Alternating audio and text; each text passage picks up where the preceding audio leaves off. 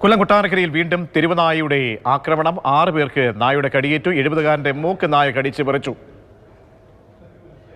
കണ്ണൻ നായർ ചേരുന്നുണ്ട്. കണ്ണൻ, കൊല്ലത്ത് കഴിഞ്ഞ ആഴ്ചയൊക്കെ വന്ന കണക്കനുസരിച്ചാണെങ്കിൽ പ്രതിദിനം കടിയേൽക്കുന്നവരുടെ എണ്ണം അത്ഭുതപ്പെടുത്തുന്നതാണ്. ഇപ്പോൾ കൊട്ടാരക്കരയിൽ എന്താണ് സംഭവിക്കുന്നത്?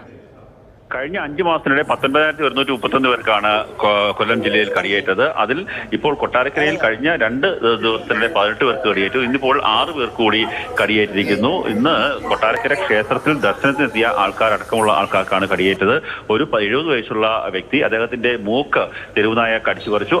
ചെന്നൈ സ്വദേശി അടക്കമുള്ള ആൾക്കാർക്ക് കടിയേറ്റിരിക്കുന്നു. വിവിധ സ്ഥലങ്ങൾ, കൊല്ലം ജില്ലയുടെ വിവിധ ഭാഗങ്ങളിൽ പല ആൾക്കാർക്കും നിരന്തരം കടിയേൽക്കുന്ന ഒരു സാഹചര്യമാണ്. കൊട്ടാരക്കരയിൽ ഇപ്പോൾ കടിയേറ്റ പൊല്ലൂർ സ്വദേശി കുശലകുമാരി, പുലമൺ സ്വദേശി ഗോപിനാഥൻ, അതുപോലെ തന്നെ പുലമൺ സ്വദേശിയായിട്ടുള്ള സുരേഷ് കുമാർ, സദാനന്തപുരം സ്വദേശി സാംകുഞ്ഞ്, പാണ്ടിത്തിട്ട സ്വദേശി കുഞ്ഞുമോൻ, ചെന്നൈ സ്വദേശി ഗംഗാധരൻ എന്നീ ആൾക്കാർക്കാണ് ഇപ്പോൾ കടിയേറ്റത്. നേരത്തെ ഒരു തെരുവുനായ 2 തവണ നാട്ടുകാരെ കടിച്ച ഒരു സംഭവം ഉണ്ടായിരുന്നു. ആ തെരുവുനായെ കൊല്ലണം എന്നുള്ള ആവശ്യം പലതവണ ഈ ജനങ്ങൾ ഈ പറയുന്ന നഗരസഭാ അധികാരികളോട് പറഞ്ഞതാണ്. എന്നാൽ അത്തരത്തിലൊരു നടപടി സ്വീകരിക്കാൻ നഗരസഭാ അധികാരികൾ തയ്യാറായില്ല.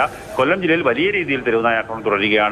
കഴിഞ്ഞ ഈ 5 മാസത്തിനിടയിൽ 2 പേരാണ്, 7ാം ക്ലാസ്സുകാരിയായിട്ടുള്ള ഒരു കുട്ടിയടക്കം 2 പേരാണ് പേവിഷബാധയേറ്റ് മരണത്തിന് കീഴടങ്ങിയത്. കടന്നാരാണ് ഇതുമായി ബന്ധപ്പെട്ട ഒരു പ്രതികരണം കൂടി കേൾക്കാം. ഞാൻ കഴിഞ്ഞ് താഴോട്ട് പോകാൻ പോയതാ, ഞാനും എൻ്റെ മരുമോളും.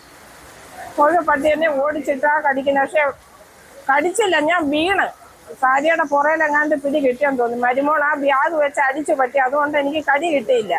പിന്നെ അവിടെ നിന്ന് എല്ലാവരും കൂടി എന്നെ ആശുപത്രി കൊണ്ടുവന്ന് മരുന്നൊക്കെ ചെയ്തിട്ട് കൂടി ഇരിക്കും. രാവിലെ കഴിച്ചില്ലല്ലോ, അങ്ങനെ ടെൻഷന്.